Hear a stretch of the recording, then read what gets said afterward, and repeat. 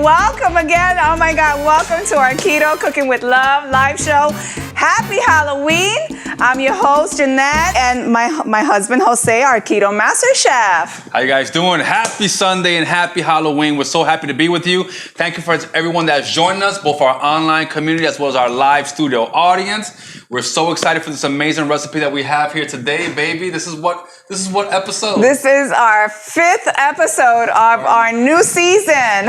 That's right. So yeah, we're excited. And happy Halloween again. That's right. As my love said, we're a Keto Master Chef couple. We help people get healthier through food and help combat diseases like diabetes, hypertension, and metabolic syndrome. And today we have an amazing recipe for you today. What are we making, my love? We're making, now I never had this one, so I'm waiting to see how this one is. We're having a curry pumpkin soup. That's right. We have a coconut curry. Coconut curry, yes, that's what it is. We're so excited. We're in fall season. This is actually the second soup that we make on this season. Yes. I love soup. I can never get enough. So we thought this was a great, and this is something that you can do as well as plant-based. And it's creamy. Oh, and it's a creamy soup. It's a creamy velvety. soup. It's just gonna warm you up all over. Definitely, for sure. And baby, if they're into low-carb meals and delicious food, what should they do? Yeah, they should follow us. Like our page, our Keto Cooking with Love page. Follow us, like, and share our page with all your family, all your loved ones, friends, and all of those that, you know,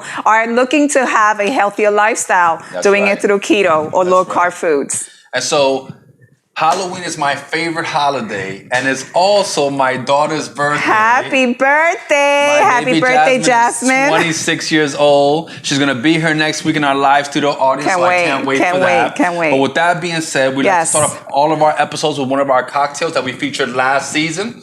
Today we are drinking. What are we drinking, my love? We're having a coconut margarita. Delicious. And last season we made this spicy. Today we didn't add the spice. We're just having a straight up coconut margarita. We're gonna link the recipe to this below. So cheers to all of you. It's okay. It has the alcohol, so cheers. Yum, cheers to our audience. Oh man, that's so good. We really might be drunk before the show is over. Really good. And you don't. Thank you guys. And you don't have to if you don't partake in alcohol, you can just follow the recipe and omit the alcohol, and it's going to be just as delicious and refreshing and absolutely amazing. That's right. Mocktail. This will go so good with that. I think the pumpkin soup. So today we're making, like as we mentioned, a coconut curried pumpkin soup. Let me get my pan over here, and let's get this on, baby.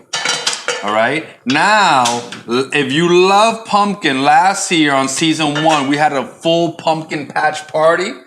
We made pumpkin spice sangrias. Everything pumpkin. We made pumpkin pancakes, and we made our classic pumpkin cheesecake. So if you're into pumpkin, or all things pumpkin, and it's the season, definitely check that out on our channel, on our pumpkin patch party. Today we're making a low-carb version of a curried pumpkin soup. Now, pumpkin obviously has carbs. Yeah. So we're gonna mitigate that a little bit by using some cauliflower. Okay, to just cut down on the pumpkin. So I have here some pumpkin that we roasted previously, right? We just got our pumpkin, we carved it out, we took out the seeds, we oiled it up with some avocado oil. So it just still has the skin, right? It still has the skin. You can roast it with the skin on. You don't have to go through the trouble of peeling it. But if you buy it peeled, that's okay. And we, since we had these nice big chunks, we seasoned it with salt and pepper, and we roasted it at 350 degrees for about 45 to 50 minutes until it's nice and fork tender. And if you can't get fresh pumpkin where you live, you can also use canned pumpkin puree. But you know what? It gave such a nice fragrance to the house. I know. It did. It smelled like sure fall. did. It smelled like definitely, fall, definitely. So we have our pan here heating up. Let's get that hot, baby. Yes. Well, and we're going to use our avocado oil. I can feel the heat, my love. I can feel the heat. Make sure that when you buy your avocado oil, that is cold pressed, unrefined, all right? And if it has one of these little stickers that says non-GMO verified, that's even better. Okay, we have our aromatic vegetables that we're going to start here with today. Of course, all these, the full recipe will be linked below when we're done. And we have here some onions, carrots, and ginger. Okay. Ooh, here you go, baby love. Yes. All right. Because I'm the sous chef. That's right. She's my master sous chef. So if you don't know what that means, a sous chef basically does everything, and the chef gets the credit. It's a beautiful thing. All the time. All right, let me set this off to the side. Like squeezing limes. That's right. She squeezed all the limes for our margarita, by the way. I'm gonna add a little bit more fat. You can always add more. And just so you know, fat is a conduit for heat. So a lot of times you put stuff into a pan. If you're not hearing that sizzle, that means that you don't have enough fat in there, because the fat is gonna transmit the heat of the pan onto your food, all right? So that's what that does. Okay, we'll get that a little bit high. Now you're gonna cook this. Let me show this as a close-up, baby, here in our camera, all right? So we have here our beautiful aromatic vegetables, okay? And we're gonna cook this a few minutes until it gets nice and translucent and those onions start to break down and the garlic and ginger all become, you know, a happy family. We actually made fried rice. We made fried rice last week with our General Tso's chicken. General Tso's with the cauliflower, and we use the same base of aromatic vegetables. We use some onion, we use some ginger, we use some garlic. We added our cauliflower rice and soy sauce, and boom. And our viewers, our studio audience love that cauliflower General Tso's. Actually, one of our clients, John, we fed him the fried rice last week, and he raved. He was like, "What was that?" It was the most tasty thing. So it was wicked. If you haven't seen that, that's what it was. Go check out that recipe wicked. from our show last week of our General Tso's chicken with fried cauliflower rice. Yes. I have to have some of this drink, my love. Isn't it good? So just let it cook. Okay, we'll just let it sit there. While these onions get soft and translucent, we're gonna take one of our questions. We get questions throughout the week from our viewing audience, which we love and appreciate. We're here to educate and inform as many people as possible. Do you love our additional audience members? Ooh, look at this. Additional audience members. So we're gonna take one of our questions that we have this week from our Q&A. Thank you. They're just a little silent right now. That's right. They're silent. They're just watching. Maybe because they're dead. So what's our first question that we have this week? This is a Q&A. Okay. Yes. I'm in a weight loss stall. What can I do? This is a big one. This is a really I hear this question. a lot. I get this question a lot from a lot of our clients, especially when they're just a few months into keto. The question is, I'm in a weight loss stall. What can I do? So first thing I want to say about that is that you want to properly define a weight loss stall. If you've gone 1 or 2 or maybe even 3 weeks where your weight hasn't dropped, I wouldn't classify that technically as a weight loss stall. Oh, okay. I will say 30 or more days of no weight loss would be technically a stall. And there can be a lot of things that are a result of that. First of all, you want to see how your stress levels are. Stress induces a hormone called cortisol. And so when you're stressed out, you could be doing all of the things, working out, eating right, but you're not really gonna lose weight. So it's maybe your body gets confused, doesn't know what's happening. Weight loss is about hormones, right? So one thing about keto is because you're not eating a lot of carbs, you keep insulin down. That's a hormone. That's a fat storage hormone. But if you're stressed out because of work, bills, or anything at all, you're gonna produce a lot of cortisol in your body, and that can cause you to stall. And so, or gas prices. Absolutely. Another thing that I want to say when we're on this topic is that a lot of people associate weight loss with fat loss, and they're not synonymous. So sometimes when you lose 10 pounds, it's not necessarily 10 pounds of fat. It could be 6 pounds of fat and 4 pounds of muscle. So weight loss and weighing yourself doesn't tell you the full picture. That's right. Everyone's body is different. Some people retain a lot of muscle when they lose weight. And when you retain a lot of muscle, because muscle is very dense, you're not gonna have that real weight loss that you're looking for. So what I would use as a metric, instead of judging yourself by how much you weigh, is to judge your clothes size, all right? As your clothes get trimmer. So your inches. Absolutely. You want to see, are you dropping dress sizes, pant sizes? That's going to be a bigger indicator of you if you're doing the right thing. Correct. As opposed to just your weight. Because here's the thing. If you get down to that ultimate size that you want to be, whether it's a 4 or 6 for ladies, whether it's a 30 waist for men, whatever that is for you, based on your body type, if you get to that right body size, that right dress size, you're not gonna care what your weight is. Yeah. Okay. Yeah. So you really want to focus more on inches, on body and body composition. Adrian Lewis, thank you for chiming in. Hey, Adrian and Lewis Jones. Oh, Adrian and Lewis. So thank you. Happy Sunday to you guys and happy Halloween. I thought there was an Adrian Lewis somehow. I happen to know who these people are. Oh, so. Okay. So, yes. So this is the pilot. And I'm the stewardess. Sexy stewardess. We're going to join the Mile High Club today. All right? So, yes. Yeah, we're in full Halloween garb.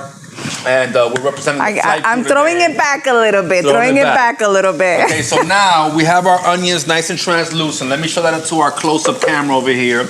Camera 1. All right, we have gotten our onions, garlic, and ginger soft and translucent. Well, actually, you're not the pilot. You're the captain. Well, you should know. All right. Now, we're going to add some spices in here just to brighten this up and get our spices bloomed up. So we have a little bit of paprika.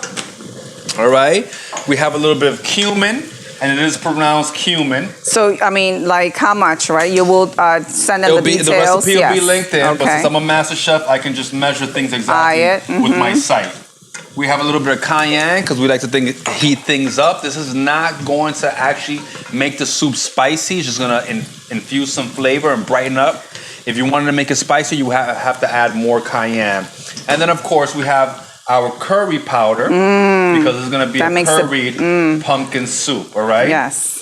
Doesn't that smell amazing already? It sure does. All right, so our pan is drying up. I'm going to add a little bit. I think we're going to be waking up the dead soon. A little bit of avocado oil. We're going to be waking up the dead soon. All right, and then we have here some cauliflower.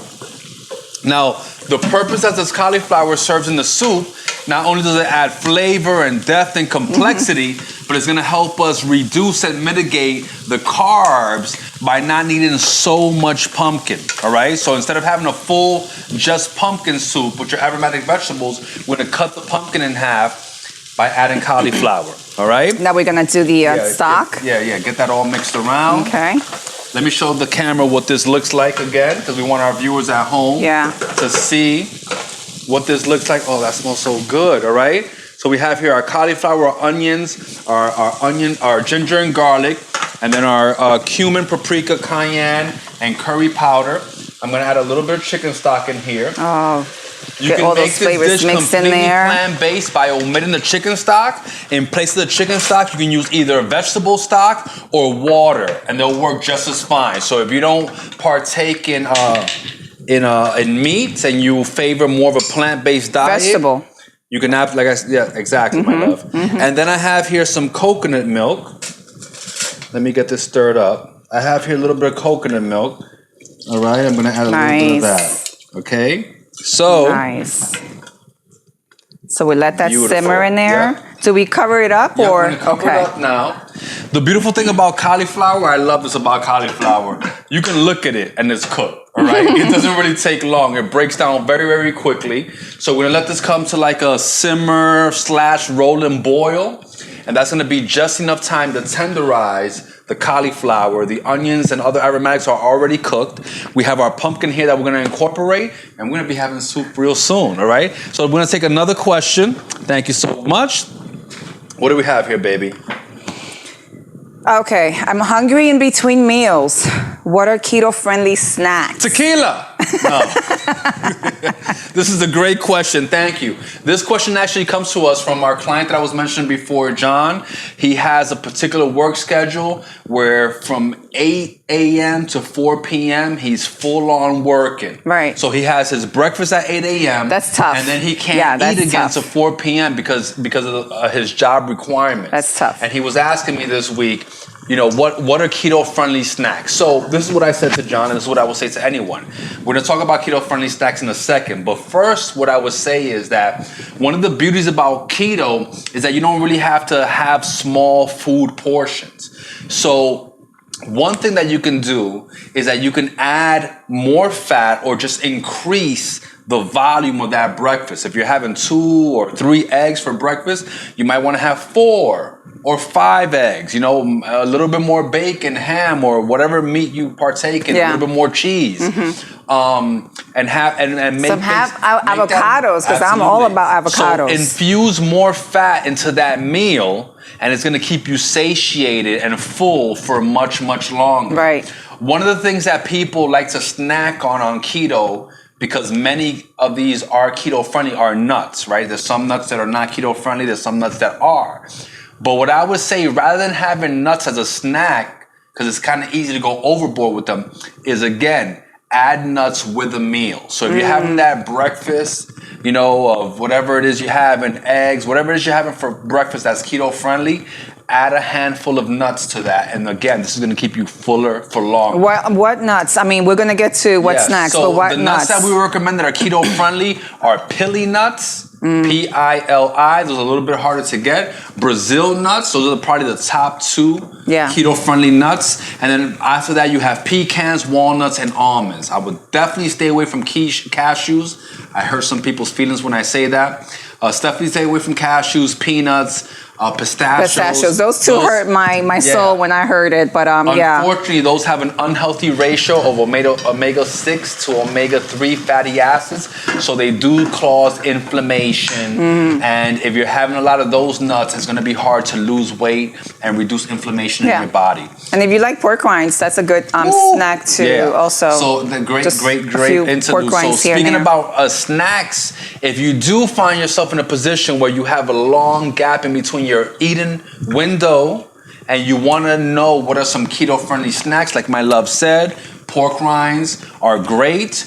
You can have that with guacamole. With a dip, cucumber chips, olives would be great, as those have essential fatty acids.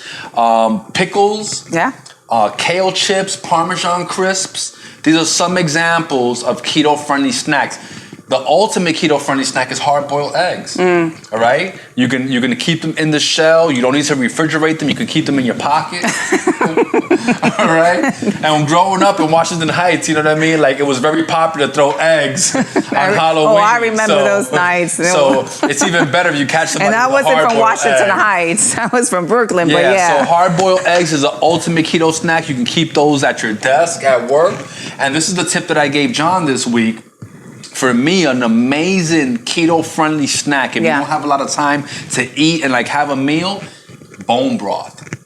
Okay, bone broth is you can make it at home. You can buy it in your supermarket. A really good quality bone broth is going to be loaded with minerals and antioxidants, all the things that you need. Correct. And it's going to definitely satiate you and make you feel full. Yeah. So you can bring your bone broth in a thermos. You know, if you're on a construction site, if you're working in an office, or you can just bring it in a container and heat it up in your microwave very quickly. I like that. Like a cup of coffee, and that would be a nice very broth. very good snack. So that was a great question. Thank you so much. All right, this is almost what we wanted. We're gonna keep it another 2 minutes. That's another 2 minutes of steaming. Do we have one more question before we get into our Keto Mythbusters? Thank you. Let's see, baby. What do we have here? Can keto help lower A1C? Awesome. So the HbA1c, which is the level of hemoglobin that you have in your blood, this is kind of like an indicator doctors give you to let you know when you're either diabetic or pre-diabetic. Okay? Keto can absolutely reverse and prevent diabetes, pre-diabetes, and help you lower your HbA1c. Now, keto cannot cure diabetes. I want to make that distinction. When you cure something, it means that it's dead, it goes away, and it cannot come back.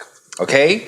So keto cannot cure diabetes, hypertension, or any metabolic syndrome. What it can do is reverse and prevent it. Got it. How so? If you go on a low-carb diet, you can improve your A1C. Yeah, it's just going to help.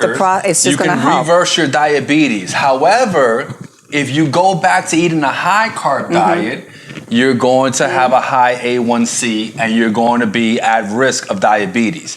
So keto can reverse or prevent it, but curing something means that you've killed it and it can't come back. You can reverse prevent and fix any metabolic syndrome. But if you go back to a high carb diet, then again you're going to be susceptible the same to those things. So you can absolutely lower your diet. And here I'm going to give you one hack. I'm going to give you a hack on if you have a high A1C and you're a little bit nervous about this. I'm going to give you a hack on what you can do to drastically and quickly reduce it. You can donate blood. Okay? By donating blood, you reduce your blood count. I think we had that. Yeah, I think yeah. And then what happens is that when you donate blood, your red blood cells, you have to reproduce new blood. This blood will not have the high amounts of fatty acids that you already have in your existing blood. So this is a little hack. Yeah. On drastically and quickly reduced in just a matter of weeks your A1Cs. So our cauliflower and onions are nice and tender. That hack was pretty educational because I was not aware of that one. All right. Yep, absolutely. So we have here, and we're almost gonna get into our Keto Mythbusters. We have here our roasted pumpkin. Again, if you can't get pumpkin where you live, you can use canned pumpkin puree. But this right here is the way to go. And you can just spoon out that pumpkin right out of its skin. Okay? Isn't that gorgeous, baby? That is beautiful. All right. I can't wait to taste this. Trust me when I tell you, we tested this before this week. Reach for the before the show. You need a towel? Yes, please. Yes, my love. Thank you. All right. So let's get all of that delicious pumpkin meat. Let me taste that. Hey guys, and for those that are watching us live right now, if you have any questions, feel free to ask. Absolutely chime in. Let us know. What are your thoughts? Have you ever had any curry coconut pumpkin soup? I'm fixing your neckerchief, baby. Did I choke you? All right, so let's get that all mixed in, my love. You know, this is what live is all about. That's yummy. So, let me show this to the camera, baby. Yes, my love. Thank you. Give me this. Thank you. So we have here, all right, back to camera one. We have our pumpkin, our cauliflower, our aromatic vegetables, some coconut milk, and a little bit of chicken stock. And we're going to work all that together, okay? We're about to puree that and get ready to serve it, but we're going to jump to our Keto Mythbusters. Thank you so much. And now this is the time for me to mention, because the last 2 weeks, I don't know where my head was. Our Keto Mythbuster is brought to us by our sponsor and video production company, 317 Marketing and Media. Mm-hmm. So thank you to them for the amazing job that they've been doing, producing our show this season. So, what do we have here, baby? You can eat as much fat as you want on keto. That's the myth that we're debunking this week. You can eat as much fat as you want on keto. So, while keto aficionados love fat and we purport all of the wonderful health benefits that fat has, you cannot eat as much fat as you want. And I'm going to tell you why. So, when people we're like in our 40s and 50s and 60s and we find ourselves perhaps having some health ailments or dealing with, we can cut it off for now. Cut it off, okay. Or dealing with like obesity or something like that. In the beginning when you start keto, you want as much fat as possible. The reason for that is that as you drastically reduce carbs, you want the body to have fat to know, okay, I can use fat for energy and be able to quickly transition.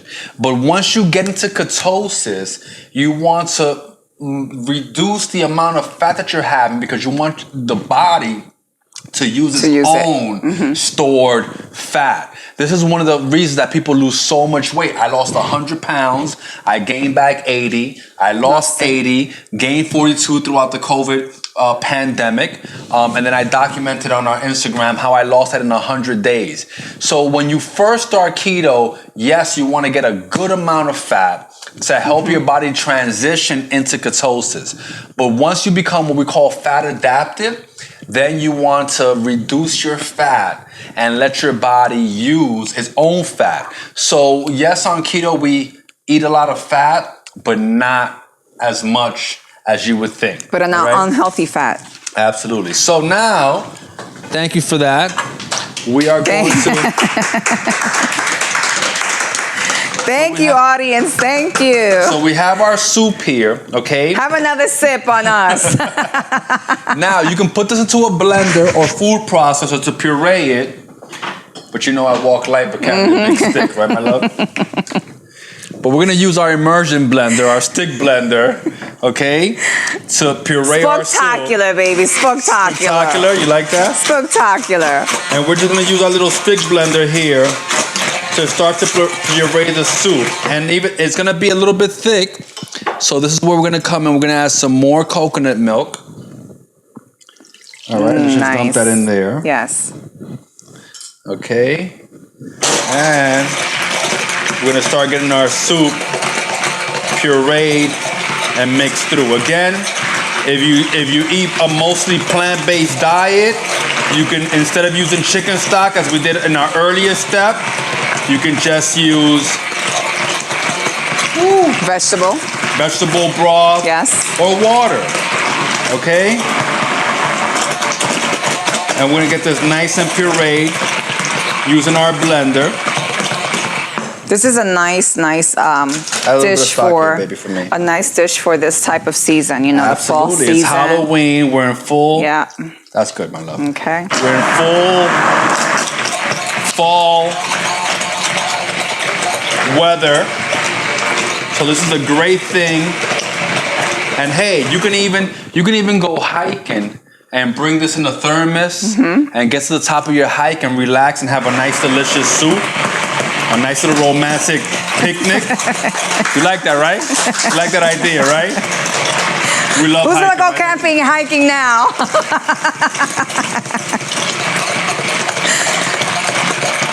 All right. So we're gonna continue to puree our soup, but we have some already that's ready for us to taste. Yes. All right. So let me set this off to the side. All right. And we have here some that we already pureed, and it's nice and velvety and creamy and ready to go. Nice. Thank you, my love. Yeah. All right, so we have here our soup. And again, you're gonna season that to taste with some salt. All right, we have our nice, delicious. Beautiful. And because it's Halloween, we're gonna garnish this with a spider web. That's good. All right. How are we going to do that? We have here some sour cream. You can use crema. You can use some whipped heavy cream, whatever kind of cream you'd like. All right. And we're going to go around and make circles in our soup. Then you can use a toothpick or a skewer or your knife and just go around. Oh my God, that is so creative, like my love. And then we're gonna put that Spidey on there. Hold on, sorry, I almost cut you. And we have here those pumpkin seeds from the pumpkin. We washed them off, dried them off, tossed them in some avocado oil, a little bit of cayenne pepper and cumin, just spice them up. Nice, pretty. So we got to give the spider some bugs to feast on. So we have our toasted pumpkin seeds here. All right. And oh my God, that's delicious. It's going to be our roasted pumpkin soup. So let's show this to the camera. Beautiful. Let's get that close up. Yummy and delicious. All right. Oh my. All right, baby. It's time to taste this. Let's try. Let's do it. It's really pretty. Okay. Without the spider, please. It's a plastic spider, so you may not want to eat it. But if you do, we won't judge you. Amazing. That's really good. All of the spices. And I'm not a pumpkin eater, but because it has the coconut and the spice, it was good. Then we have our and this is something Halloween that's pretty filling. I already feel it. So, you was worried about the cauliflower, right? I am, but I don't think it's an overwhelming amount of it. So to recap today's episode, we made a coconut curry pumpkin soup, perfect for the fall or any time of year, really. And what we did was that we roasted our pumpkin. We covered it in some avocado oil. Yeah. Roasted it at 350 degrees. If you can't get fresh pumpkin, you can definitely do a pumpkin puree for this. It'll work just as fine. And then we cooked some aromatic vegetables, some onion, garlic, ginger, and cooked that down till it was nice and translucent. We added our dry spices, cumin, paprika, a little bit of cayenne and curry powder, and our cauliflower, and just heated that through to get those flavors nice and blooming. We hit it with a little bit of chicken stock. If you're plant-based, you can use a vegetable stock or water and some coconut milk. And we let that sweat down for about a good 5 minutes. Cauliflower cooks very, very quickly. So once it was nice and softened and cooked through, we were ready to go. I think everything was incorporated very well. Like? Yes. You happy? I am very happy. And I think up, our yeah. studio audience is going to be very happy too. That's right. So then we pureed everything. And we added a little bit of more coconut milk to loosen it up. And then we garnished it with some sour cream that we made into our nice spider web. Whoop, our spoon is going in there.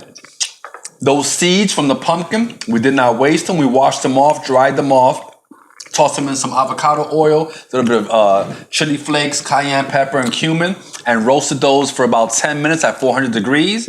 And that was our garnish. It's little insects for the spiders to feast on. And there you have it. Our coconut curry. Get this creepy crawl out. Roasted pumpkin soup. So thank you guys so much for joining us today. If they like this recipe, baby, what should they do?